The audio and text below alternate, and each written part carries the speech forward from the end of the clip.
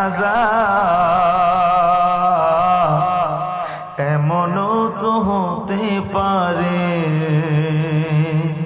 জোহরে জানাজা তোমার এমনও তো হতে পারে জোহরে জানাজা মুসলিম হয় না জন্ম নিলেই মুসলমানের ঘরে কাফের মুমিন তফাৎ হয় সালাতের উপর